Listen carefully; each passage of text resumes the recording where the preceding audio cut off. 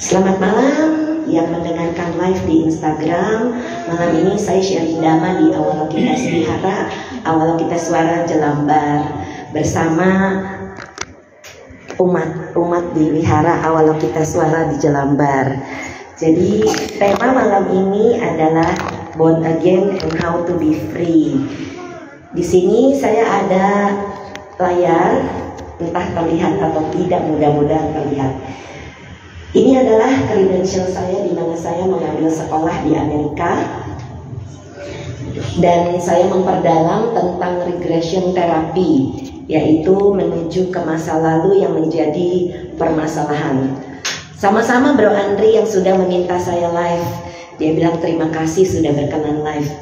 Oke, jadi credential saya adalah dari Hypnotherapy Training Institute, kemudian juga internet. Saya mempelajari di IARRT, juga di Life Between Lives Therapy, di mana kita mengerti tujuan hidup kita. Kemudian saya belajar Energy Integration dengan Miss Marian Boone, orang Belanda, guru saya, dan mendapatkan sertifikasi di ACHE, American Council Hypnotist Examiners. Ini adalah credential sehingga saya memang terlatih untuk menggali memori orang. Kemudian yang berikutnya ini adalah buku Born Again. Born Again ini aslinya adalah dari buku, dan buku ini sudah habis. Aslinya bukunya yang putih sebelah kiri kita ya. Jadi itu aslinya dalam bahasa Inggris, dan waktu saya ketemu dengan Walter Sankyu di conference di Philadelphia, di Connecticut, dia bilang dia sudah membawa buku ini ke banyak negara, termasuk negara India. Saya pikir saya pengen tertarik sekali membawa buku ini ke Indonesia, karena dari sini nanti untuk semua siswa-siswa yang belum pernah tahu tentang buku ini, banyak sekali hal yang menarik. Jadi silakan kalau mau mengunduh, mau di-download, bisa diketik di foto. Nanti ada bukunya udah boleh gratis di-download ya. Jadi dari Edi Pasiko yang menerjemahkan buku ini, silakan nanti diunduh gratis. Jadi aslinya putih, kemudian diterjemahkan menjadi yang merah, kemudian dicetak ulang dari yang putih lagi, habis bukunya. Jadi saya sudah tidak bisa lagi membagi-bagi buku ini.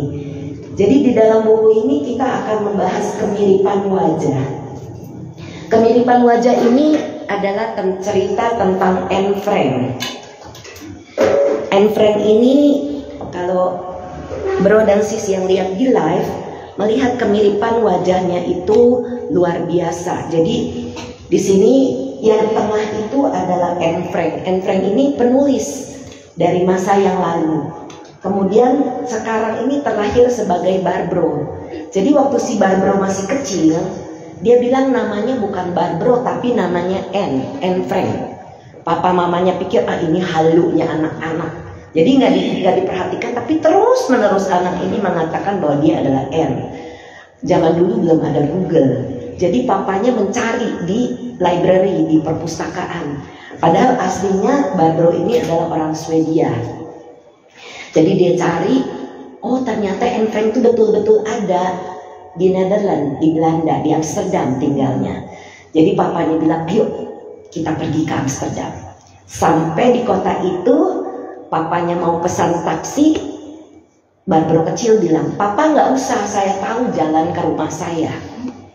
Anak kecil baru pertama kali datang ke Amsterdam berani bilang tahu jalan. Lewat jalan-jalan betul sampai ke rumah Anne Frank. Dia ingat jalan-jalan ke rumahnya. Kemudian udah sampai sana dia bilang, papa ini rumahnya tapi kok beda ya, kenapa nggak ada lukisan-lukisan. Jadi dia mengingat kembali, memorinya tuh keluar. Ini yang kita bilang dengan deja vu. Ya, jadi seperti itu anak kecil ini bisa ingat, dan dia tanya papanya sama tour guide di sana, apa betul di sini ada lukisan-lukisan? Iya betul, sedang diperbaiki katanya. Nah jadilah papanya itu semakin mengerti bahwa ternyata Anne Frank waktu di masa kehidupan lampaunya itu adalah seorang penulis kecil. Jadi mereka bersembunyi karena takut ditangkap oleh orang-orang Hitler. Jadi zaman-zaman perang itu. Dan dia, si Barbro ini dari kecil dia mual dengan kacang. Kenapa bisa mual? Karena sepanjang kehidupan Anne Frank dia makan kacang di kalengan untuk mempertahankan hidup. Dan dia dulu ketakutan sekali dengan orang yang pakai seragam, karena ketangkep akhirnya di tempat persembunyian dia di attic. Kalau di attic kita tuh gudang ya, kalau di Amerika tuh ada atap, bagian atas itu buat gudang, mereka tertangkap di sana. Jadi itu yang menjelaskan sekarang setelah dia di terapi dia sudah tidak lagi takut dengan orang yang pakai seragam. Seperti itu. Nextnya sis. Kemudian ini adalah Walter Sankey yang merupakan penulis buku Born Again. Jadi dari buku itu kita akan mengerti kemiripan wajah dari kehidupan lampau ke kehidupan sekarang. Kemudian lihat raut-raut wajahnya. Walter ini adalah seorang medical doctor, jadi dia dokter. Kemudian dia dulunya merupakan presiden Amerika yang bernama John Adams. Lalu saudara laki-lakinya Walter itu bernama George, yang di kehidupan lampaunya bernama Peter. Jadi Peter dengan John kakak adik. Kalau kita perhatikan wajahnya mirip pula antara John dengan Walter dan Peter dengan George, ya. Jadi dari kemiripan wajah ini menunjukkan bahwa kita dengan keluarga-keluarga kita itu bisa terlahir bersama-sama dalam keluarga, karena ada yang belum selesai dari masa lampau. Dan ini adalah cerita tentang, saya ketemu dengan Jeff Kin sewaktu kami di conference itu. Jeff Kin menulis satu buku yang berjudul Someone Else's Yesterday, masa lalunya seseorang. Jadi John Gordon itu ternyata dulu adalah seorang jenderal perang. Jadi mereka berperang di satu tempat yang namanya Antietam. Dia itu nangis, si Jeff ini nangis terseduh-seduh, nggak tahu kenapa. Ternyata dia pernah tertembak di sana sebagai John Gordon. Ya, jadi kalau kita misalnya pergi ke satu tempat mengalami yang namanya deja vu, nggak tahu, tidak ada angin, tidak ada hujan, nangis bercucuran. Ini pernah terjadi pada saya waktu saya ke Himeji Castle di Jepang. Masuk jalan-jalan senang, begitu masuk ke dalam castle air mata bercucuran tidak bisa dikontrol. Ternyata saya cari tahu kenapa saya bisa nangis tanpa sebab, tanpa bisa berhenti. Ternyata saya meninggal di situ. Saya istri dari pemilik kastil itu. Waktu saya diracun itu sedang hamil. Dan saat hamil makanya saya seringkali pada saat saya ceramah jangan melekat sama keluarga, karena saya jadi hantu di sana. Saya melihat batu-batu di Magic Castle itu saya sedih karena saya jadi hantu di situ. Jadi kita kalau pada saat keluarga-keluarga kita meninggal jangan ditangisi berlebihan. Karena saya pernah punya pengalaman dengan para klien, sudah harusnya pergi ke alam bahagia, alam dewa. Keluarganya pada nangis. Dia datengin lagi, udah gak bisa lagi pergi ke surga. Jadi hantu, jadi peta.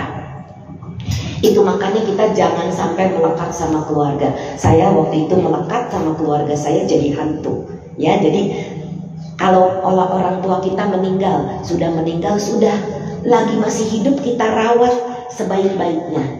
Supaya kita tidak ada penyesalan. Walaupun orang tua kita galak, misalnya suka marah-marah, gak apa-apa, memang tabiatnya begitu, kita menerima seperti itu. Ya bro dan sis yang sedang mendengarkan. Kemudian ini adalah cerita tentang Michael Jackson. Semua tahu ya Michael Jackson, penyanyi yang sudah meninggal. Dia begitu terobsesi dioperasi, disuntik sampai mau jadi kulit putih, padahal aslinya kan kulit hitam. Nah ternyata dia itu dulunya bernama Charles Dasusi, yang merupakan penyanyi juga, orang kulit putih. Nah jadi dia punya obsesi. Nah kalau orang-orang di kehidupan sekarang punya obsesi, dia udah cantik mau dioperasi kanan kiri, nah itu kepengen jadi seseorang yang bukan dia dulu. Sekarangnya udah bukan kan. Tapi kita melihat dia itu kepengen jadi putih seperti si Charles Dasusi. Michael Jackson menamakan dirinya Raja Pop, sedangkan Charles Dasusi mengatakan Raja dari Hiburan. Ya seperti itu. Kemudian yang berikutnya, ini masih ada di YouTube baru-baru ini, cerita tentang James Leininger dan James Houston. Kan kita lihat kemiripan wajah itu. Jadi James Houston di kehidupan ini adalah anak kecil. James Leininger, anak kecil yang punya obsesi terhadap pesawat terbang. Ternyata di kehidupan lampaunya James Houston adalah pilot pesawat waktu Perang Dunia.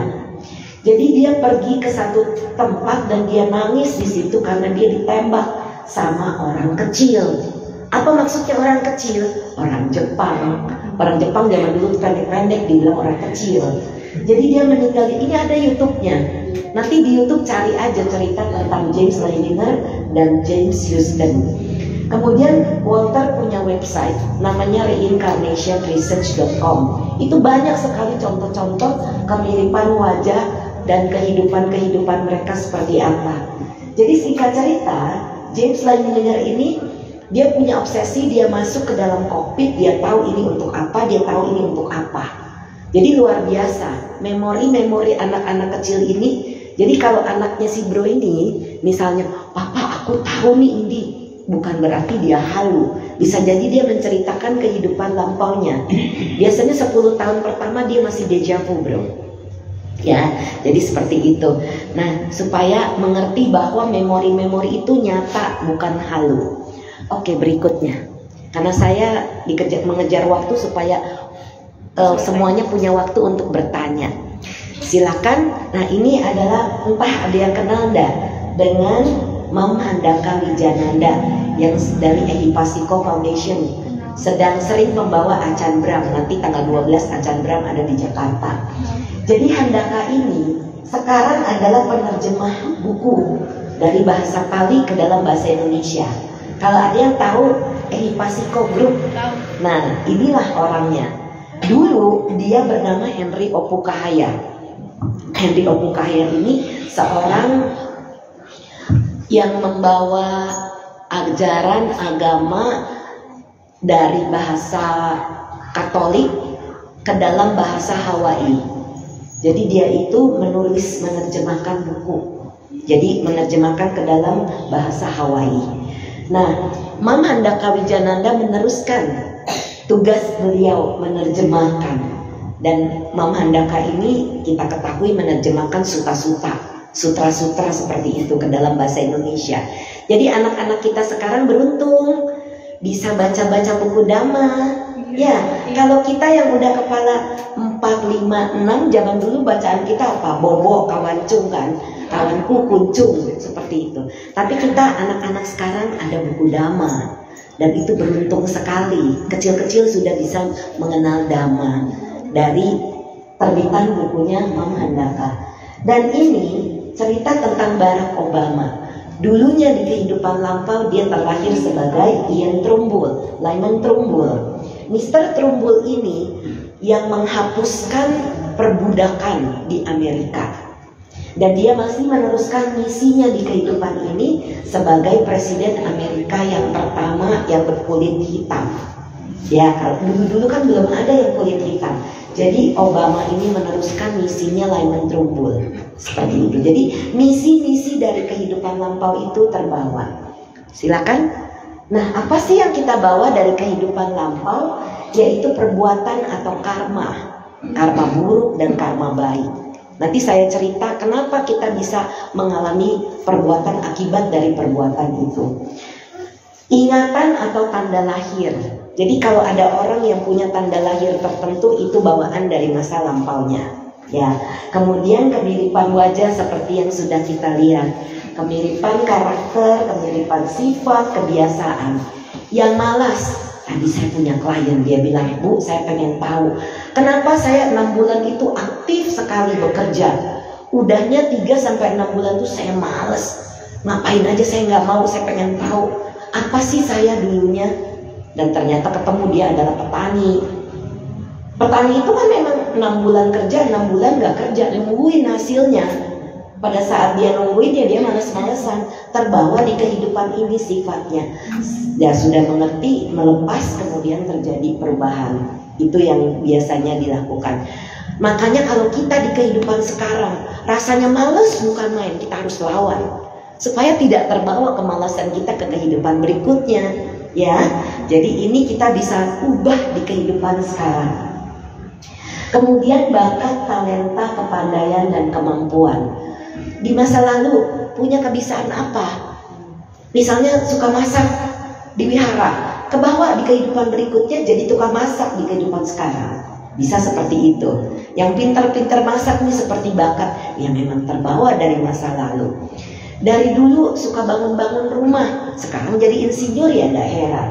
Dari dulu pengen jadi dokter, dari kehidupan ini pengen banget jadi dokter, ternyata memang pernah jadi dokter atau tabib atau dukun yang mengobati orang untuk yang positif, ya, bukan dukun yang pakai ilmu hitam, itu bukan, ya. Nah, kemudian perasaan positif dan negatif, yaitu tadi malas, rajin, itu bisa terbawa.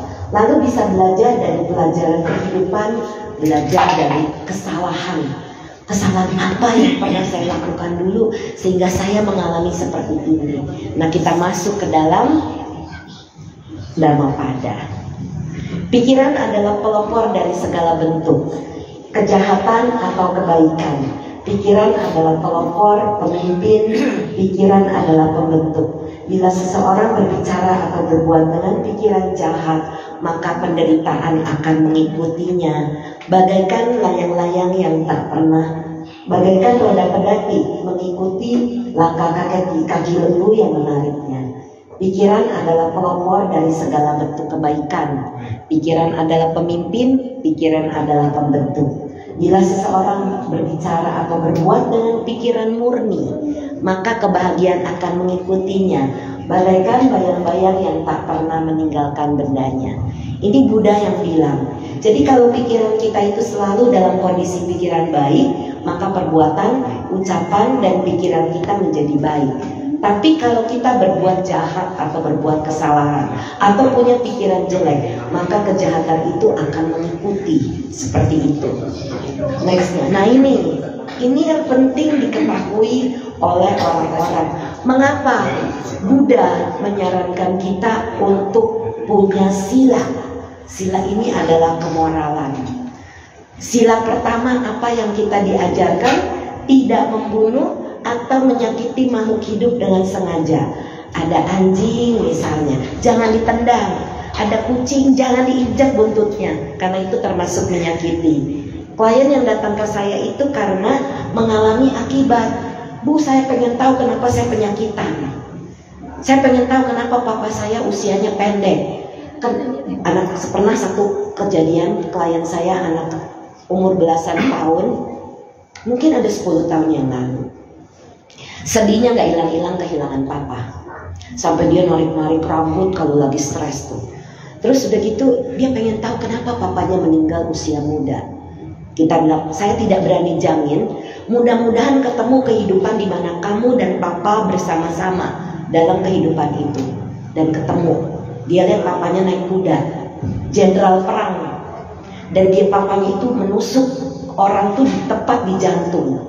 Jadi papanya itu meninggal di kehidupan ini memang serangan jantung. Jadi karena menusuk dia lihat, wah papanya itu jenderal itu, dia cuma anak buahnya dulu nih anaknya. Sekarang kehidupan ini terlahir sebagai anak, dia jadi papanya yang dulu jenderal. Dan dia mengerti, oh papa saya banyak sekali membunuh sehingga dia usianya pendek ya Bu ya. Iya, makanya jangan membunuh lagi. Nah, memang biasanya dulunya itu jadi raja atau jenderal atau tentara yang suka perang. Ini biasanya keluar seperti ini. Kemudian juga ada gladiator, pegulat, petinju, pengadu binatang. Kemudian nelayan atau pemburu, pembunuh atau bunuh diri, penguburan kandungan, games perang-perangan. Bapak ibu yang punya anak, tolong dilihat anaknya main games apa. Jangan biarkan mereka main games perang-perangan. Karena bibit dalam pikiran mereka itu adalah perang, membenci. Yang akhirnya nanti kalau saya pernah melihat sendiri dengan mata kepala keluarga saya, mengingetin anaknya, ayo waktunya makan, ayo waktunya makan. Apa yang dilakukan anaknya? Gebrak meja, Mau makan aja. Begitu jahatnya, begitu galaknya sama papanya. Jadi kan itu kenapa bisa begitu? Karena pikirannya sudah diliputi kebencian akibat mau perang, mau melawan, seperti itu. Jadi kasih lihat anak-anak, jangan main game perang-perangan, karena itu membuat bibit kebencian dalam pikiran. Ya, akibatnya apa kalau melakukan ini? Penyakit, cacat, usia pendek, sulit hamil, ketakutan, kecemasan, alam rendah. Biasanya pasangan yang sulit hamil saya gali, apa sih kesalahan yang pernah dilakukan dulu? Kemarin baru berapa hari yang lalu saya punya klien belum hamil, udah berupaya berbagai cara. Kita cari ya kesalahan apa yang pernah dilakukan. Ternyata dia dulunya adalah tukang ikan. Dari umur berapa? Dari umur 20-an. Sampai umur berapa? Potong ikan tiap hari, membunuh ikan, kerokin sisiknya sampai umur 50. 30-an tahun memotong, membunuh ikan-ikan, dan sehari gak cuma satu. Jadi apa yang saya sarankan? Fangsen. Saya sarankan sering-sering fangsen ikan, ya, supaya terkondisi memperbaiki kesalahan yang pernah dia lakukan dulu. Bukan berarti menghapus, tidak, tapi paling tidak mudah-mudahan dia diberkahi punya anak, ya, seperti itu. Jadi jangan sampai kita membunuh. Nah, sila kedua ini berhubungan dengan sila pertama. Sila kedua apa? Mengambil sila untuk menghindari mengambil barang yang tidak diberikan. Perbuatan apa sih dulunya raja, jenderal, tentara yang merampas atau memeras? Disuruh sama raja, tapi tetap dilakukan, kena karma itu. Kemudian pencuri, copet, menipu, korupsi, penyelundupan, pembajakan, pemakaian barang milik wihara, kantor, yayasan, sekolah untuk pribadi, dan main games, perampasan. Jangan main. Saya baru tahu nih pada saat saya sharing dhamma ke anak-anak kelas 7 waktu itu. Bu, ada game namanya GTA, nggak boleh ya Bu? Apa arti GTA? Grand Theft Auto. Mencuri mobil-mobil dari games, itu mencuri, bibit pencuri, pasti dia kepengen ngambil. Jadi games-games ini jangan dimainkan, ada bahayanya, ya. Jadi di sini kalau ada yang main GTA langsung delete. Ada yang main Mobile Legends yang suka perang-perangan langsung delete, supaya tidak terdampak perbuatan buruknya. Kemudian apa akibatnya? Bisa kecopetan, kehilangan harta benda, atau kebakaran misalnya. Miskin, hidup dalam kekurangan. Yang bisa datang ke sini, ke wihara malam ini, atau yang bisa mendengarkan, artinya punya karma baik yang cukup, malam-malam gak usah kerja. Tapi kan ada orang-orang di luar sana, malam-malam harus kerja, gak bisa ke wihara, gak bisa melakukan kebaikan. Ya, jadi kita ini di sini punya kebajikan yang cukup, bisa mendengarkan dhamma. Ya, Amitofo. Nah, sila pertama dan kedua ini ada hubungannya. Saya sering kali didatangi orang, Bu, saya pengen tahu kenapa hidup saya ini susah banget, mau deal gak jadi-jadi. Agen asuransi atau kontraktor itu sering banget saya punya kasus begitu, gak jadi-jadi, mau deal dikit lagi, batal terus. Kesalahan apa ya Bu yang pernah saya lakukan? Saya gak berani ngomong, kita cari aja. Jadi digali memorinya, ternyata dulunya itu perang. Jadi saya pernah punya klien, dia bilang begitu, dia bilang, aduh ternyata saya ini raja yang suka perang. Coba kita cari tahu, raja ini raja betulan dari lahir atau raja merampas? Ternyata dia raja merampas kerajaan. Jadi dia itu dulunya prajurit, kemudian dia rampas kerajaan rajanya. Jadi dia mengambil, dan dia banyak sekali merampas daerah-daerah, membunuh, merampas. Dua sila sekaligus dilanggar. Jadi saya tanya, berapa banyak orang yang terbunuh di kehidupan itu? Dia bilang kurang lebih 5.000-an. Ya udah, fangser 6.000 ekor. Kemudian dia datang kepada saya, dia bawa istrinya, bilang, Bu, Omitohut, katanya, saya ini sudah melakukan saran Ibu, fangser 6.000 ekor. Kemarin contohnya baru selesai vaksin, hari ini dia mengalami kecelakaan. Kalau orang melihat mobilnya, dianggap pasti sudah mati karena mobilnya riset. Untung saya masih hidup, Bu. Saya ini cuma lecet sedikit. Mungkin karena vaksin ya, Bu, bisa jadi. Jadi jangan meremehkan vaksin. Tapi vaksin tuh jangan pesan. Tapi kita harus ke pasar beli ikan yang mau dipotong. Lebih bagus lagi ke warung pecel lele. Jangan bikin pecelnya, tapi kita beli lelenya, kita vaksin. Itulah vaksin sesungguhnya. Jangan pula vaksin burung. Kenapa? Saya sering bilang burung itu diambil oleh orang-orang dari sawah. Hidupnya di kampung, dibawa ke Jakarta, dilepas, dia nggak bisa cari makan, mati. Kecuali kita vaksin di taman dekat rumah banyak pohon, tapi tiap hari kita kasih beras, kasih dia makan supaya dia bisa hidup, itu enggak apa-apa. Tapi jangan deh, jangan burung, ikan aja, ya. Dan ada pengertian keliru. Bu, katanya kalau sudah vaksin ikan nggak boleh makan ikannya. Bukan begitu. Bangke yang kita makan nggak apa-apa. Tapi kalau kita bisa ciacai, bisa vegetarian lebih bagus. Ya, kenapa? Kalau udah jadi bangke, kan binatang itu tidak mati karena kita. Jadi kalau di sini masih ada yang suka makan seafood, nggak apa-apa. Saya juga makan seafood, tapi yang udah beku. Jangan yang masih hidup. Saya mau yang itu. Wah. Binatang itu mati karena kita kena karma. Kenapa karma pembunuhan? Karena binatang itu mati karena kita mau makan dia. Jadi kalau mau makan cari yang beku, dimasak nggak apa-apa. Ya, jadi jangan yang masih hidup-hidup, kepiting masih hidup, jangan. Beli soka aja yang udah beku, nggak apa-apa. Gitu kira-kira. Oke, berikutnya, mengambil sila menghindari perbuatan seksual yang salah atau asusila. Contoh profesi PSK, ini ada anak kecil saya tidak usah sebut ya, orang dewasa bisa baca. Perselingkuhan, berhubungan seksual dengan suami atau istri orang lain atau orang yang masih dalam tanggungan keluarganya. Kemudian pemerkosaan atau pemaksaan. Nah, walaupun sudah resmi suami istri, gak boleh maksa pasangannya untuk melakukan hubungan itu. Karena kalau kita maksa terkena pelanggaran sila ketiga. Jadi harus mau, sama-sama mau. Nah, apa sih akibatnya kalau melanggar sila ketiga? Berkelamin ganda atau tidak sempurna. Penampilannya laki tapi dalamnya perempuan yang melambai. Atau sebaliknya, penampilannya perempuan tapi tomboy banget. Ya, nah biasanya begitu. Itu jangan diketawain. Kenapa? Karena mereka tidak mau seperti itu. Jadi LGBT itu mereka tidak mau. Jangan menjudge mereka karena mereka itu menderita sebenarnya. Ya, nah bisa karena melanggar sila ketiga. Tapi tidak selalu LGBT itu melanggar sila ketiga. Nanti saya jelaskan kenapa.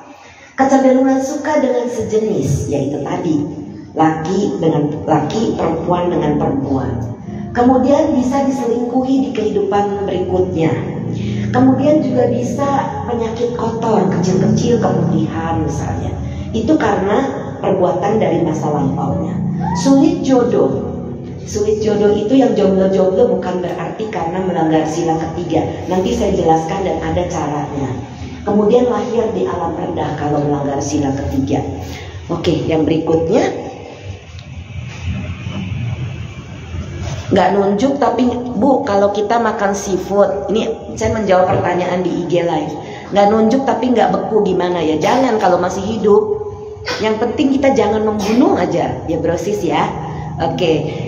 Karena kalau misalnya dia nggak beku, bisa jadi dia masih hidup seperti udang misalnya. Udang tuh masih goyang-goyang tuh nggak boleh. Mohon maaf saya koreksi. Kalau bisa jangan, karena udangnya masih hidup, terus kita minta dia dimasakin jadi mati karena kita. Yang penting binatang itu sudah mati, baru kita boleh pesan. Oke? Nah, sila keempat, nah ini yang paling sulit. Mengambil sila untuk menghindari kebohongan, memecah belah, ucapan kasar. Nah, ini contoh perbuatan. Orang-orang yang suka gosip hati-hati, makin digosok makin sip. Itu gosip namanya ya. Memfitnah, suka marah-marah, pembohong. Nah, orang tua jangan suka bohong sama anaknya. Nanti anaknya mengkopi ya. Kemudian adu domba atau memecah belah. Ucapannya kasar, memaki, menghina, menipu. Ini semua termasuk pelanggaran sila keempat. Kemudian apa akibatnya? Bisa tidak dipercaya, sering difitnah atau dimarahi, dibenci, mulutnya bau, buruk rupa, bicara tidak jelas atau sengal. Tahu ya orang yang kebanyakan ngomong pakai hidung itu karena pelanggaran sila keempat dan bisa terlahir di alam rendah. Saya punya satu contoh kasus, Bu. Saya pengen tahu di mana adilnya hukum karma. Saya nggak pernah jahat sama orang di kehidupan ini, tapi sebelum menikah saya dihina, difitnah sama keluarga saya. Sudah menikah, mertua, ipar-ipar semua suka fitnah sama saya. Saya dibenci sama mereka. Saya nggak salah, Bu, tapi saya salah apa ya? Yuk kita cari tahu. Karena dia bilang, apa adilnya hukum karma? Waduh, jangan pernah ngomong begitu. Hukum karma itu 1.000.000% adil kalau kita paham ya. Akhirnya saya menggali memorinya. Ternyata di kehidupan lampaunya dia adalah seorang petani. Biasanya saya suka mikir, apa salah petani? Kenapa dia bisa terkondisi begini? Akhirnya saya bilang, yuk oke. Karena waktu pas kali masuk itu dia sedang mencangkul di sawah. Oh yuk kita pulang ke rumahnya, kita lihat siapa aja keluarganya. Ternyata ipar, mertua, saudara-saudara di kehidupan ini tuh semua jadi saudara kakak adiknya dia di kehidupan si India itu. Lagi nyanyi-nyanyi, lagi menari. Cuma dia sebagai laki-laki sendiri capek bekerja. Jadi dia maki-maki itu semua keluarga. Enak-enak gitu nyanyi-nyanyi menari. Saya capek bekerja. Maki-maki setiap hari. Nah di kehidupan ini kena karma. Jadi makanya kalau kita di kehidupan ini terkena akibat dari perbuatan kita, yang terima aja, senyum aja. Ya sudah, memang saya harus menerima akibat dari perbuatan saya sendiri. Jadi kita nggak dongkol, nggak marah, nggak sakit hati lagi. Karena begitu kita marah, dongkol, sakit hati, kena karma baru lagi. Capek, nggak ada habisnya ya.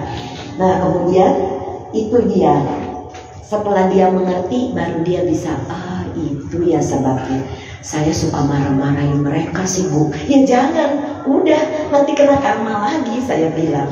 Sadar akhirnya ya. Nah yang berikutnya, sila kelima, menghindari penggunaan narkoba dan alkohol yang menyebabkan lemahnya kesadaran. Jadi kalau seseorang bekerja di pemerintahan raja, jenderal, prajurit, ini mereka seringkali nggak mau menjadi seperti itu, tapi terpaksa.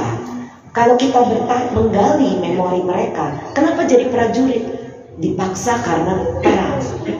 Jadi kita bersyukur nih di Indonesia nggak ada perang. Ya kita omnitopo nih, kita semua punya karma baik yang cukup sehingga terlahir dalam negara yang aman, makmur, tidak ada kekurangan. Tadi sopir taksi bilang, iya Bu, nanam singkong aja jadi. Betul, di Indonesia itu kita bersyukur, sangat berterima kasih kita punya karma baik yang cukup ya. Nah itu sebabnya. Nah kalau yang suka minum, mabuk karena profesi tidak diinginkan, kesombongan status, ada yang bilang, wah bisa minum ciu, bisa minum wine, itu bergengsi loh. Sama sekali tidak. Karena akibatnya bisa jadi pelupa, bodoh atau bebel. Aduh, naruh barang di mana lupa melulu. Jangan suka multitasking juga.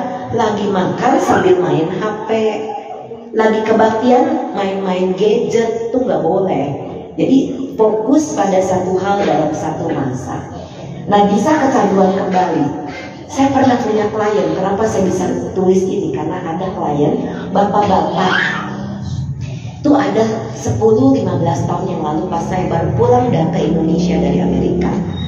Bapak-bapak itu bilang, Bu saya pengen tahu kenapa saya ini kecanduan alkohol. Pagi minum bir, ntar malam pulang kerja minum wine. Selalu begitu. Saya nggak bisa nyetop, nggak tahu kenapa katanya. Galilah memorinya. Mungkin di sini ada yang tahu cerita tentang Sangkok. Dia dulunya adalah Cao Cao. Cao Cao itu kan perang, jenderal, dan dia sebetulnya nggak mau. Jadi dia mabok-mabokan dulu, udah ini baru bisa perang. Saya bilang ya udahlah, itu udah dulu, jangan dibawa-bawa. Saya berikan sugesti, semoga dia berubah, tidak lagi minum-minum. Karena di kehidupan itu setiap hari pula dia mabok-mabokan. Karena profesi itu ternyata jadi jenderal perang, dia tidak mau seperti itu. Dan kenapa bisa kecanduan? Kembali melanggar sila lainnya. Mungkin ada yang masih ingat nggak? Berapa tahun yang lalu ada Avanza maut. Orangnya mencuri mobil karena dia pakai narkoba. Jadi mobil dicuri, nabrak 9 orang. Mungkin ada yang masih ingat ya. Nah, nabrak 9 orang, mati. Kemudian mobilnya dicuri, dia membunuh, mencuri. Sila ketiga nggak tahu, sila keempat iya, dia bohong sama polisi. Sila lainnya dilanggar karena pakai narkoba. Seperti itu. Itu bahayanya. Kenapa? Kita itu makanya harus bisa menjaga sila atau kemoralan. Buddha kasih kita panduan, jagalah kemoralan ini, supaya kita semua tidak menderita hidupnya. Ini kan akibat-akibat ini adalah menderita, ya. Nah, yang berikutnya, silakan. Hasil menjaga sila dengan baik. Tidurnya nyenyak, pelor katanya, nempel molor. Itu biasanya yang bisa jaga sila. Tidurnya enak bener, tidur. Ya, itu salah satu akibatnya. Terlindung dari bahaya malapetaka. Guru meditasi saya undang waktu itu, beliau orang biku Amerika, yang almarhum Bante Wimalarasi Mahatera. Waktu itu pas pertama kali saya undang ke Indonesia, kami di Malang mau ke Surabaya, mau terbang ke Denpasar. Bante, gunungnya meletus, pesawat nggak bisa terbang. Dia cuma beliau bertanya pada saya, apakah kamu selama ini menjaga sila kamu dengan baik? Iya Bante, sejak saya meditasi sama Bante, saya jaga sila saya. Not to worry, nggak usah khawatir katanya. Betul, pada saat kami harus terbang, pesawat itu airport dibuka, kami bisa terbang ke Bali, selamat pulang selamat. Terus saya ke Jogja mau Waisak, kan udah deket nih Waisak waktu itu mau, tapi Gunung Merapi lagi batuk-batuk meletus. Teman-teman, saya sering ke Borobudur sama teman-teman SMA. Pergi nggak? Pergilah, nggak apa-apa, pasti kita aman. Betul, kami aman. Pergi ke Medan, Gunung Seputan atau gunung apa waktu itu, batuk-batuk pula. Takut nggak sis? Enggak, pergi, pulang lagi ke Gunung Sinabung, maaf, di Medan itu Gunung Sinabung. Seputan itu waktu saya ke Manado, batuk-batuk pula. Takut nggak? Enggak. Kemana aja pergi nggak takut saya. Ke Bali mau retret, Gunung Agung lagi batuk-batuk. Sis, jadi nggak retretnya? Jadi, karena saya setahun 2 kali ngajar meditasi di Bali, bikin tamannya. Jadi seperti itu, kita pergi kemanapun nggak akan takut kalau kita jaga sila, ya. Kemudian lahir di alam bahagia, paling tidak jadi manusia dalam keadaan yang baik. Ingatkan keluarga untuk jaga sila dengan baik. Saat mereka mau meninggal, bacakan sila. Saya mengambil sila menghindari pembunuhan seperti itu dan seterusnya. Jadi kita tuntun keluarga kita yang akan meninggal dengan membacakan sila, dengan membacakan doa-doa Amitofo Namo Kuan Yin Pusa. Itu yang saya lakukan kepada papa saya sewaktu beliau akan meninggal. Kita antar dengan doa, kita ajak beliau baca-baca doa dalam hati, sehingga perginya itu mukanya itu senyum, mukanya bahagia. Pasti lahir di alam bahagia, ya seperti itu. Pikiran, kata-kata, dan perbuatan mudah menjadi tenang dan baik, menyenangkan, dipercaya orang, hidup dalam kedamaian, nyaman, tidak kekurangan. Saya bukan orang kaya, tapi mau apa aja ada. Itu artinya hidupnya tidak kekurangan. Bukan kaya, saya bukan punya ber-MM, tidak, adanya ember. Memiliki keberanian, kekuatan, bijaksana, pengetahuan luas, dan berpandangan benar. Ini adalah akibat dari menjaga sila. Jadi pentingnya kita menjaga sila. Di 4 IG Live terakhir saya membahas kemoralan atau sila. Jadi kalau ada yang nanti tertarik mendengarkan sharing dhamma saya, boleh masuk ke YouTube atau Instagram Brenda I. Mekre, nanti di situ keluar semua sharing dhamma saya. Yang berikutnya ini, apakah berjudi atau berhutang melanggar sila? Melanggar sila enggak berjudi? Nah, sebetulnya perbuatan berjudi itu sendiri tidak, tapi akibatnya itu melanggar. Kan kita tahu tuh yang di Sewan, di Tangerang, ada anak yang membunuh orang tuanya karena dia berjudi. Dia minta harta orang tuanya nggak kasih, dia bunuh. Itu akibat dari dia punya kegelapan batinnya. Nanti dia bisa masuk ke alam awici yang gak ada ampunnya, karena membunuh orang tua, mengelukai sangga, memecah belah sangga. Misalnya nih, aduh Umi Tombut jangan ada yang lakukan. Suhu itu bilangnya suhu begini, itu namanya memecah belah sangga. Itu sama sekali kita tidak boleh lakukan. Masuk neraka awici yang gak bisa keluar. Seperti Dewa Data yang menyakiti Buddha zaman dulu, sampai sekarang katanya belum keluar dari neraka awici. Sudah hampir 2600 tahun. Serem. Nah, jadi apakah berjanji melanggar sila? Melanggar kalau tidak ditepati. Nah, ini yang terjadi kepada jomblo-jomblo yang sulit jodoh. Kenapa bisa sulit jodoh? Yang perempuan mau, laki-lakinya nggak mau. Laki-lakinya mau, perempuannya nggak mau. Nggak bisa ketemu. Ternyata dulu di kehidupan lampau pernah berjanji, nanti di kehidupan mendatang kita jadi suami istri lagi. Yang satu di alam manusia, satunya di alam dewa atau di alam binatang. Makanya nggak bisa kawin. Nah, ini sebabnya janji suami istri itu jangan sampai bilang sampai di kehidupan mendatang. Gimana kalau dua-dua jadi laki-laki atau dua-dua jadi perempuan?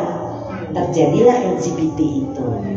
Ya, jadi saya pun menarik janji sama suami saya. Dulu saya pernah bilang sama suami saya, Scott, di kehidupan sebelum saya tahu nih kalau janji itu bisa terbawa, saya pernah janji sama dia begini. Di kehidupan mendatang kita jadi suami istri lagi ya, kepengen lagi bersama-sama. Tapi setelah saya tahu janji seperti itu berbahaya, saya cabut. Saya cuma setia aja sama kamu selama kita berdua masih hidup. Jadi kalau misalnya saya meninggal duluan, dia mau menikah lagi, monggo silakan, nggak apa-apa. Karena janjinya kan janji setia saat dua-duanya masih hidup. Seperti itu. Jangan janji sampai kehidupan mendatang, bahaya. Jadi nih kalau ada yang jomblo di IG Live nih misalnya, atau yang mendengarkan, datang aja ke depan Buddha Rupang kalau yang Buddhis. Kalau yang Kristen atau Katolik silahkan di gereja lepasnya. Yang Muslim boleh di masjid. Jadi cuman bernamaskara untuk yang Buddhis depan Buddha. Ucapkan 3 kali, saya melepaskan semua janji-janji, sumpah-sumpah apapun yang pernah saya ucapkan atau diucapkan kepada saya, disengaja atau tidak disengaja, di kehidupan ini ataupun di kehidupan lampau. Ya, ucapkan 3 kali, namaskara lagi 3 kali atau pai kui, udah lepas. Kalau enggak, nanti nggak bisa kawin. Saya pernah punya klien 70 tahun karena janji seperti itu. Nggak bisa nikah, jadi jomblo aja, single terus. Oke. Kemudian yang berikutnya, bagaimana kita bisa bebas dari kehidupan lahir lagi, yaitu kita harus memberi, berdana. Ya, jadi saat memberi, sebelum memberi kita senang. Saat memberi kita senang, jangan boleh ada penyesalan. Sudah memberi kita senang juga, gak boleh menyesal. Jadi setiap hari usahakan, misalnya berdana sedikit-sedikit, masukin ke dalam kotak. Nanti akhir bulan danakan ke wihara atau ke tempat orang-orang yang butuh. seperti itu. Jadi setiap hari lebih bagus. Bagus mana? 1 kali dana 1 juta sama 10.000 kali 1.000. 10.000 kali 1.000. Betul. Karena niat baiknya ada 10.000 kali 1.000. Biar jangan lihat dana itu dari nilai, tapi dari berapa seringnya kita memberi. Ya, berdana ini apa aja? Bisa kita kasih telinga kita, orang tua kita mau curhat, biarin mereka curhat, dengerin. Jangan, nih mama sama si papa nih kalau ngomong ngulang-ngulang terus, bosen. Ya, yang ketawa ini ada yang melakukan itu ya. Jangan, dengarkan orang tua kita, kasih telinga kita. Ya, kemudian kita bisa dana tenaga kita di wihara, bantu-bantu bersih-bersih seperti itu. Nggak mesti dengan uang. Jadi misalnya bersih-bersih di wihara, siap-siapin, suhu mau ngencing, siap-siapin semuanya. Itu adalah berdana tenaga. Jadi nggak harus dengan uang. Apa dana yang paling mudah dan paling murah dan paling gampang? Tenaga. Terus apa lagi? Tenaga, tapi kalau mukanya asem, senyum. Betul. Dana senyum itu adalah yang terbaik. Coba nih saya senyum sama sis. Sis masa mau menjawab kepada saya dengan muka yang asem? Kan enggak. Tapi coba kalau saya cemberutin, pasti nggak suka ngelihat muka jelek saya kalau saya cemberut. Tapi coba muka kita yang udah jelek kita perbaiki dengan senyum, pasti berubah auranya. Ya, jadi seperti itu. Nah, sila dijaga lalu meditasi. Bisa nggak setiap saat? Bisa. Bisa. Kita memberikan perhatian penuh pada apa yang kita lakukan. Jangan multitasking. Makan sambil nonton TV, makan sambil main game. Ya, jadi memberikan perhatian apa yang dilakukan. Lagi jalan matanya ke bawah supaya nggak nginjek semut atau nggak kesandung. Lagi makan rasakan rasa makanannya. Seperti itu bisa setiap saat. Tersenyum bisa setiap saat. Itulah meditasi. Ya. Nah, bagaimana kalau kita tidak meditasi nih? Nah, sekarang saya menunggu. Nah ini ya, saya lagi melihat dulu. Mana tahu ada yang mau bertanya di IG Live. Tidak ada yang bertanya. Oke. Silakan. Nah ini slide-nya. Oh ini jana-jana. Ya, ini adalah alam-alam kehidupan. Di sini nih kita manusia lahirnya di sini. Di atas alam manusia ada 6 tingkat alam dewa. Di atasnya lagi ada banyak tingkat alam Brahma. Alam Brahma berbentuk dan alam Brahma tanpa bentuk. Kemudian di bawah alam manusia itu ada neraka, binatang, hantu gentayangan, dan jin. Kita berdana menjaga sila. Saya jamin naik ke atas jadi dewa. Saya berani jamin karena itu ada di Sutta dan ada pengalaman dengan para klien. Nggak mau meditasi, bisa nggak? Nah sekarang saya kasih ilustrasi. Bapak, Ibu, Bro dan Sis, berdana dan jaga sila. Naik, contohnya mungkin naik ke alam Dewa Tusita, ketemu Mak Kuan Im di sana. Lama di sana waktunya, mungkin 10.000 tahun. Tapi belum mencapai tingkat kesucian. Nanti turun ke alam Dewa Yama, ke alam Tawatingsa, ke Catu Maharajika, turun lagi jadi manusia. Dan pada saat jadi manusia, perang. Kalau kita tidak membunuh, kita dibunuh. Sila dilanggar lagi, jatuh lagi ke alam-alam menderita. Itu sebabnya kenapa kita putar-putar di samsara, karena tidak mau meditasi. Itu gunanya meditasi supaya kita keluar, paling tidak paling aman itu jadi sotapana. Nggak akan lahir ke alam-alam menderita. Tinggal 7 kelahiran. Bisa masuk lebih dalam lagi jadi sakadagami, cuma 1 kelahiran jadi manusia. Kalau jadi anagami ini ada alamnya. Ada 1, 2, 3, 4, 5 alam sudawasa khusus anagami. Masuknya ke sana. Nggak akan lahir lagi di alam menderita. Itu paling aman menurut saya itu di anagami. Kita harus berjuang minimal itu ke sana. Jadi kalau sudah keluar ya sudah, nggak akan lahir-lahir lagi, terbebas dari penderitaan. Seperti itu.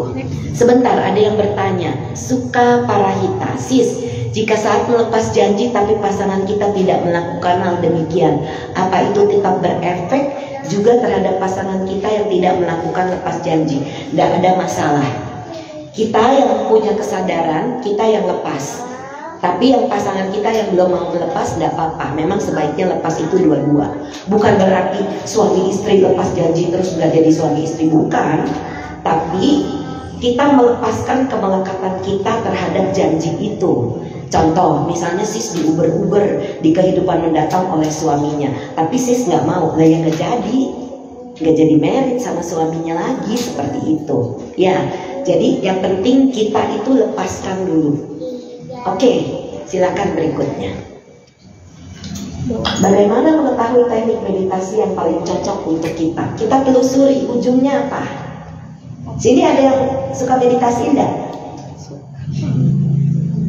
Gak ada. Jarang. Aku jadi Buddhis malu kalau nggak meditasi. Umat saya ngajar meditasi, tapi itu bukan Buddhis aja pada belajar meditasi. Kalau kita datang ke wihara-wihara di Jogja, di Bendut, di tempat Bante Panyawaro, itu yang pakai jilbab semua yang datang belajar meditasi. Kita yang Buddhis kenapa nggak mau meditasi? Waktunya kita kehidupan sekarang. Ada yang bilang, Sis Brenda, saya sudah berumur, nggak bisa duduk bersila. Siapa bilang meditasi harus duduk bersila? Duduklah di kursi. Mami saya waktu 86, sekarang 88. 2 tahun yang lalu beliau masih bisa duduk 4 jam, 1 kali duduk. Itu bisa. Bagaimana meditasinya? Melonjor, diranjang, pinggangnya diganjel pakai guling. Duduknya bisa lama karena butuh waktu untuk pikiran itu mengendap dan berhenti. Kalau nggak berhenti, kita tidak bisa melihat kekotoran-kekotoran batin kita. Jadi itu sebabnya kenapa pentingnya buat kita bermeditasi. Ya, jadi jangan bilang saya nggak punya waktu. Masa iya 1 hari, setengah jam aja nggak bisa duduk. Me time buat diri sendiri. Meditasi, memurnikan kekotoran-kekotoran batin kita. Ya, jadi itu penting. Dan ujungnya apa nih? Latihan meditasi. Bisa nggak mencapai tingkat kesucian? Kalau bisa, itu adalah latihan meditasi yang baik dan benar. Karena ujungnya itu harus ke sana. Ya, mau meditasi, saya kasih. Saya bersama cici saya hari ini. Saya bawain brosur. Jadi di grup kami itu mengajarkan meditasi. Meditasi itu ada 2 jenis. Jadi nanti yang mau saya bagi aja. Ini ada di Yayasan Dhamma Sukha Indonesia.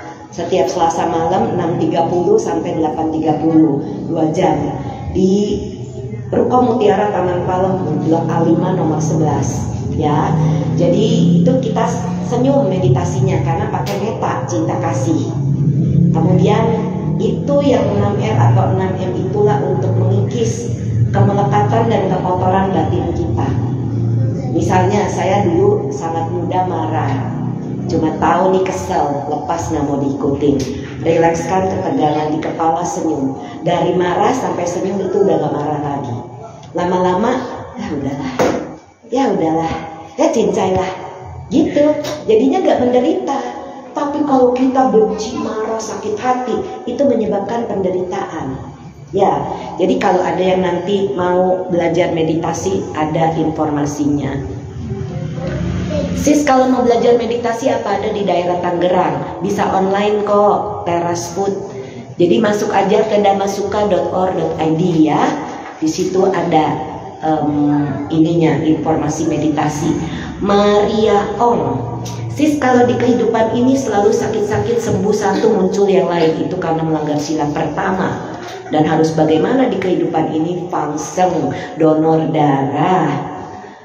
Sis, kalau saya Enzelin Chua nggak bisa fokus, gimana ya caranya? Nah, itu belajar meditasi.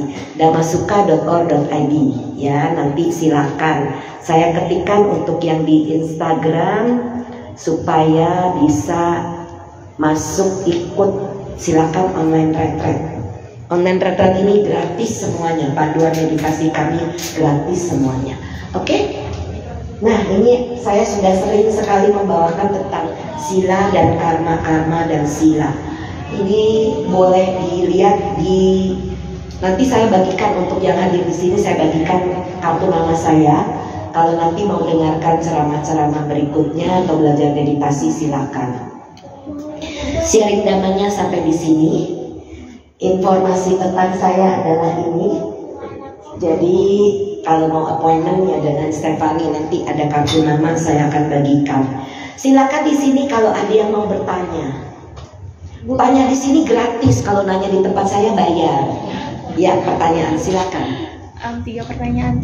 Satu-satu ya. Iya. Pertanyaan pertama, dalam kelahiran kembali, apakah kita dapat merasakan sakit hati yang pada masa lampau sehingga membuat trauma yang sangat besar sehingga kita tidak dapat percaya kepada orang lain? Oke, pertanyaan pertama, apakah sakit hati dari kehidupan lampau bisa terbawa di kehidupan sekarang? Sangat bisa. Jadi nggak bisa percaya. Itu ada orang yang memang bawaannya curiga terus sama orang. Itu biasanya karena di kehidupan lampaunya memang sering disakiti. Itu harus melakukan meditasi pemaafan. Ini saya bawa brosur pemaafan dan meditasi meta. Jadi orang itu harus melakukan pemaafan. Ada panduannya di YouTube saya. Google, cari di YouTube meditasi pemaafan Brenda Imekre, nanti keluar. Yang kedua. Jadi boleh melakukan meditasi pemaafan. Pertanyaan kedua, langsung aja, jadi nanti yang di IG live kedengeran. Pertanyaan kedua, dalam hal kelahiran kembali, di saat ada yang lahir terus tiba-tiba meninggal, di saat bersamaan tiba-tiba ada binatang juga yang lahir. Betul. Apakah itu termasuk? Oh iya, kan 31 alam tadi, balik lagi desis, balik lagi ke tadi. Nah ini kan ada alam binatang. Saya pernah jadi sapi, bisa kita jadi binatang dulunya karena kebodohan tidak mengerti. Jadi bisa saja jadi, ada klien-klien saya jadi ular, burung, kemudian angsa. Dia tanya, sih saya pengen tahu kenapa saya nggak bisa makan bebek. Muntah katanya kalau makan burung. Ternyata dulunya angsa, masa makan sesama? Ya dulu. Nah begitu diketahui, lepas sudah tidak ada lagi. Pertanyaan berikutnya, sudah menjawab ya? Oke. Pertanyaan ketiga, di sila ketiga tadi yang Ibu jelaskan, kelahiran kembali, jika kita sudah lahir, terus kita merasakan orang tersebut pernah ketemu dan merasa sudah lama kita ketemu. Ya. Apakah itu halu dan bagaimana cara membedakan halu memang itu dengan merasakan hal tersebut? Oke. Orang yang dikenal itu tapi harus disadari ya. Contoh, saya seringkali kedatangan klien sudah suami istri, tapi jatuh cinta lagi sama orang lain. Saya yakin itu pasangan saya dulu. Ya nggak apa-apa, itu kan dulu. Jangan diumbar lagi di kehidupan sekarang. Ya, artinya apa? Kita lahir sudah berapa juta kalpa. Kita sudah banyak menikah dengan orang-orang yang banyak sekali. Masa di kehidupan ini kita mau kawinin tuh orang-orang? Kan enggak. Ya, benar nggak secara logika? Nggak mungkin kita kawinin semuanya, walaupun itu pernah jadi pasangan kita. Jadi harus hati-hati. Kalau kita, saya saya mengajar meditasi. Di murid-murid saya itu banyak yang dulunya adalah pasangan saya. Tapi apa yang saya lakukan? Mengajarkan mereka supaya keluar dari samsara. Jangan melekat lagi dengan saya di kehidupan ini. Udah beres. Sehingga kita tidak akan ketemu lagi. Kalau nggak capek ngelayanin perasaan yang sayang yang gak kejuntrungan. Ya, jadi jangan diumbar perasaan sayang. Memang bisa jadi kita sama dia dulunya adalah pasangan suami istri. Bisa jadi orang tua dengan anak. Tapi kan nggak perlu diumbar terus. Kita udah punya pasangan sekarang, ya udah sama yang ini setia. Begitu. Ya, cukup. Ada lagi yang mau bertanya? Nanya gratis nih. Yang di IG Live masih ada yang mau tanya, silakan.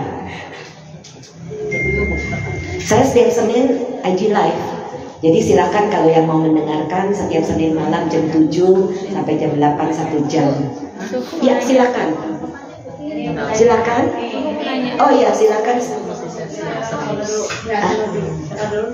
Suhu yang mau tanya. Aduh saya jadi takut. Saya jadi paise ditanya suhu. Boleh gak apa-apa suhu. Boleh banget. Silakan mic-nya tadi tolong sis. Itu ada mic.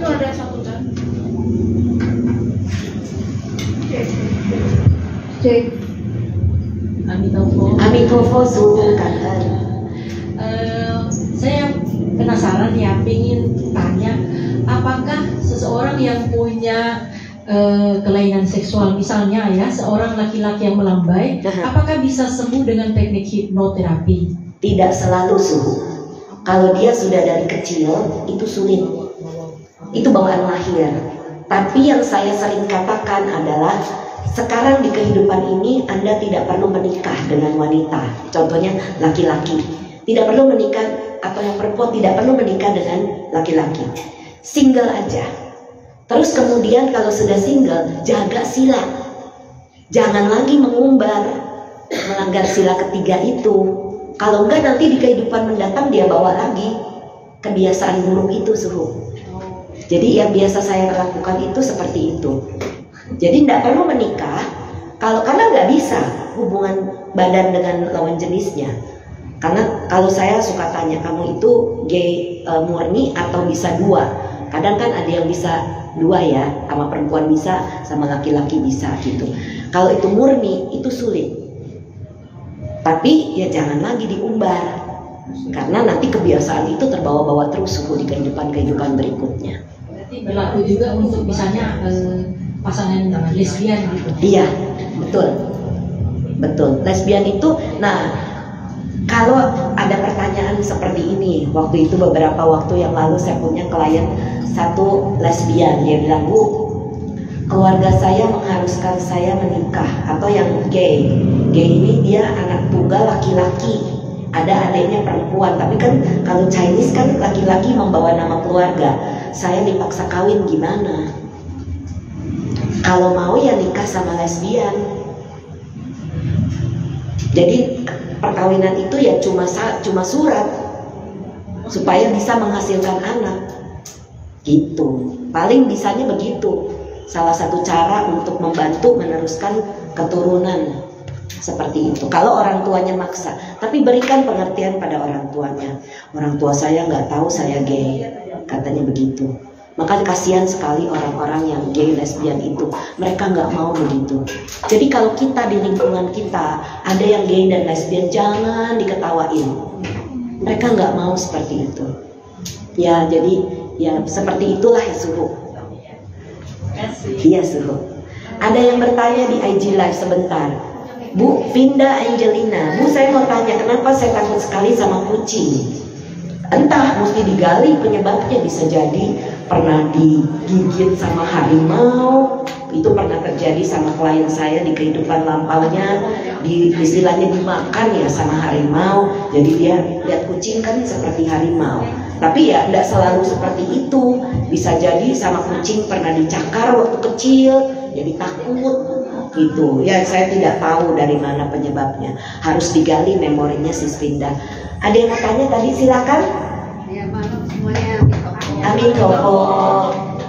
Bu Brenda, saya mau menanyakan, kalau seseorang yang sering mengalami kesedihan, setelah dia mengikuti hipnoterapi ini, apakah kesedihannya itu bisa pelan-pelan menghilang? Bisa, karena kita cari dari mana kesedihannya. Sepertinya itu butuh proses berapa lama? Ya iya dong, semua kan butuh proses. Mana ada instan seperti kita beli junk food gitu. Oh, jadi kalau kita mau hipnoterapi ke Ibu Brenda, berarti kita harus daftar. Iya, appointment dulu. Nanti saya bagikan kartu nama saya.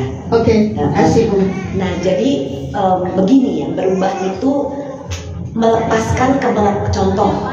Saya punya klien itu, dia waktu belum lama, mungkin minggu lalu, dia sedih, nggak tahu kenapa sedih terus di kehidupan ini. Saya ada sesuatu yang bikin saya happy aja, saya nggak bisa ketawa. Kasihan orang ini. Ternyata di kehidupan lampaunya itu dia ditinggal orang tuanya dari usia 3 tahun. Gak dapat kasih sayang orang tuanya. Dari kecil sampai dia tua dia sendirian. Sedih aja sepanjang hidup. Sampai akhirnya dia bunuh diri. Kebiasaan bunuh diri dari kehidupan lampau terbawa di kehidupan ini. Dia begitu galau sedikit pengennya bunuh diri. Nah biasanya kalau udah bunuh diri saya tanya, coba perhatikan kehidupan berikutnya masuk ke alam mana. Pasti jatuh ke alam-alam menderita, itu pasti. Dan biasanya kapok nggak bunuh diri? Kapok. Kalau orang-orang yang depresi itu kan pengen bunuh diri biasanya. Itu biasanya selesai. Gitu. Jadi supaya bisa melepaskan kemelekatan. Masih ada di sini yang mau tanya? Ada, silakan. Mau tanya, Silakan. kebetulan saya punya anak usianya 4 tahun. Ya. Nah, dia itu kan dari usia 2 tahun 3 bulan dia masih belum bisa ngomong. Sampai sekarang usia 4 tahun masih belum bisa ngomong. Itu kira-kira kenapa ya di masa lampaunya ya kok bisa, maksudnya saya udah terapi dia kesana kesini masih belum perkembangan. Saya bukan paranormal, saya tidak tahu kenapa. Tetapi bisa beberapa hal. Satu, anak itu bisa jadi datang dari alam dewa. Alam dewa itu tidak berkomunikasi. Kedua, bisa jadi anak itu datang dari kehidupan binatang. Ketiga, bisa jadi kelamaan di neraka, nggak ngomong. Bisa. Jadi kita sangat variatif. Dan itu tidak bisa digali memorinya karena tidak bisa bicara, belum bisa.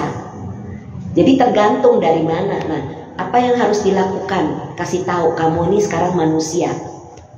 Manusia harus berbicara. Jadi harus sabar, harus speech therapy.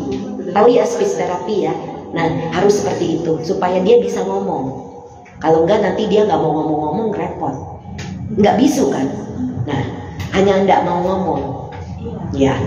Jadi saya tidak tahu pastinya datang dari mana. Bisa jadi dari alam-alam itu yang tidak menggunakan verbalisasi bahasa. Itu sis ya. Jadi harus speech therapy kalau seperti itu. Ya. Oke, sis, ada yang bertanya ya di IG Live. Di sini masih ada lagi nggak yang mau tanya? Saya menjawab pertanyaan dulu yang ada di wihara awal kita suara Jelambar ini. Kalau tidak ada, saya jawab yang dari IG Live. Kadang kalau di mimpi kita merasa kita kenal dengan orang itu dan dekat dengan orang itu, tapi pas kita bangun kita lupa dan gak kenal dengan orang itu. Apakah orang itu adalah orang yang berhubungan karma dengan kita di masa lalu? Ya, bisa jadi memori masa lalu bisa keluar di mimpi. Betul. Ada pertanyaan dari Eli Hasan. Ini Ci Eli kali ya yang dulu di CDM. Selamat malam, terima kasih sharingnya. Sehat, bahagia, menyertai kebajikan. Oh, terima kasih. Julia, bagaimana dengan fenomena twin flame akhir-akhir ini trending? Twin flame, oh ya, kembarannya dari masa lalu. Jadi bisa saja kembaran kita seringkali.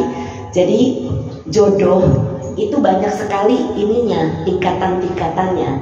Ada yang memang kalau kita sudah bersama dia dalam banyak kehidupan, di kehidupan ini kawin lagi sama dia karena begitu punya perasaan sayang yang kuat, itu bisa seperti itu. Ada juga jodoh yang bukan main soulmate kita, yang memang harus menjalankan karma dengan jodoh orang itu. Ada juga twin flame. Nah, twin flame ini bisa jadi orang itu laki-laki tapi sudah tua, atau laki-laki masih muda, masih kecil sekali. Sedangkan saya perempuan misalnya punya twin flame. Nah, perasaan saya dengan perasaan dia bisa sama. Karena begitu dekatnya perasaan itu bisa. Itu tidak ada masalah, jangan diikutin. Apalagi kalau itu suami orang, nggak boleh. Ya, jadi hati-hati dengan perasaan-perasaan itu. Selamat malam Bu Brenda, apakah ada hubungan hipnoterapi dengan meditasi? Ada. Hipnoterapi itu masuk ke dalam, kalau meditasi itu di dalam gelombang otak theta, kadang-kadang bisa di alfa. Alfa itu masih di permukaan, kalau di theta bisa lebih dalam. Jadi kalau orang-orang yang meditasi bisa masuk melihat kehidupan lampau, itu bisa ya. Jadi sangat erat hubungannya. Saya pernah membahas tentang apa hubungan hipnoterapi dengan dhamma. Itu ada, pernah bahas Jadi silakan lihat di YouTube saya. Oke, dari IG Love tidak ada pertanyaan. Dari Wihara, apakah ada yang mau bertanya? Di sini gratis. Saya punya waktu sampai jam berapa, Suhu? Terserah sampai Jangan terus. Aduh, kalau sampai jam 12 malam suara saya habis. Sampai jam 1. Oke, saya mau buka satu suta. Dulu sebelum saya meditasi dengan almarhum Bante Wimala Ramsi, semua suta itu membosankan. Tidak suka dengan baca suta. Tetapi setelah saya meditasi dengan beliau, saya jadi mengerti. Dan suta itu sangat luar biasa. Kita mau cari apa aja, kita Google suta tentang apa, keluar banyak banget. Ini menjelaskan Buddha dari hampir 2600 tahun yang lalu itu sangat tidak kuno. Kalau ada yang bilang agama Buddha mah agama kuno, sering ya kita dengar begitu, sangat salah. Karena Buddha membabarkan dhamma itu yang berlaku dalam kehidupan sekarang, perdagangan, kemudian hubungan orang tua dengan anak, hubungan keluarga, itu ada di Sigalawadah Sutta. Dan salah satu sutta begini bunyinya, itu ada di, saya sering sekali membahas sutta ini untuk orang-orang yang tidak mau bertanya. Majjhima Nikaya 135 Culakama Vibhanga Sutta. Mengapa ada orang-orang yang terlahir pintar dan mengapa ada orang-orang yang terlahir bodoh? Yang terlahir pintar karena banyak bertanya. Kenapa jadi bodoh? Karena jawab sendiri. Biasanya kalau saya buka sutta ini pasti pada banyak yang bertanya. Nah, mau bodoh mau pintar terserah. Jadi Buddha itu sudah menunjukkan jalan, tinggal kita menjalankan. Ya, jadi silakan. Apa penjelasannya sudah begitu jelas sampai kayaknya nggak perlu nanya. Atau paise, jangan paise, rugi. Saya bukan orang Medan tapi saya ngerti sedikit bahasa Medan. Lingkungan saya banyak sekali teman-teman sahabat-sahabat saya orang Medan yang baik-baik banget. Gitu. Guru-guru meditasi kami juga banyak orang Medan. Jadi kenapa makan sedikit-sedikit, sikit-sikit paham. Oke, ada pertanyaan dari Maria Ong lagi. Sis, kalau di kehidupan sekarang pasangan hidup selalu menyakiti dengan kata-kata, itu karma buruk kita atau memang hutang karma? Dua-duanya karma buruk yang dilakukan pasangan, dan kita mengambil wipaka atau akibat dari perbuatan kita. Kita pernah menyakiti dia di masa lalu, sekarang kita tersakiti. Habis waktunya. Oke. Kalau begitu IG Live-nya akan saya stop. Izinkan saya berbagi jasa.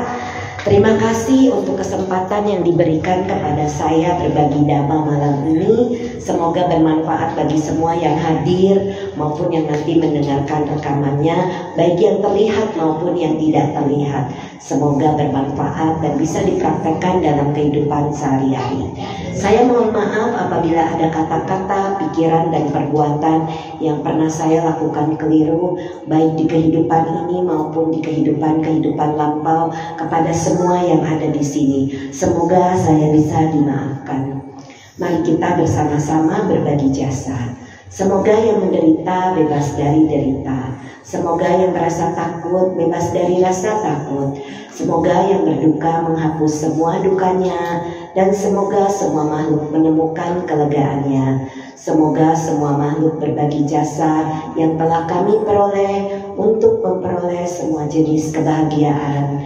Semoga semua makhluk di angkasa dan di bumi, para dewa dan naga yang perkasa, berbagi jasa-jasa kami ini. Semoga mereka terus melindungi Dhamma. Semoga mereka terus melindungi Indonesia dan seluruh dunia. Semoga semua makhluk berbahagia. Sadu, sadu, sadu. Selamat malam semuanya. Terima kasih. Iya, sama-sama.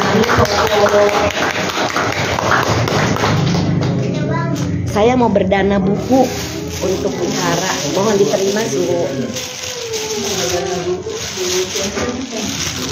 Ya, ininya boleh dibagikan untuk yang mau belajar meditasi. Ya. Oh, terima kasih. Iya. Nggak apa-apa, udah selesai. Nanti kalau mau tanya lagi silakan di IG Live minggu depan. Ya, tutup aja. Suhu mohon diterima. Mau berbagi. Ini ada buku dan juga panduan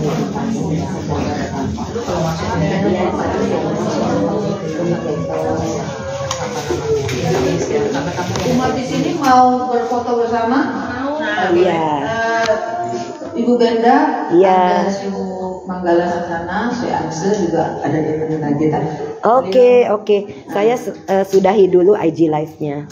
Su, ayo kita berfoto bersama.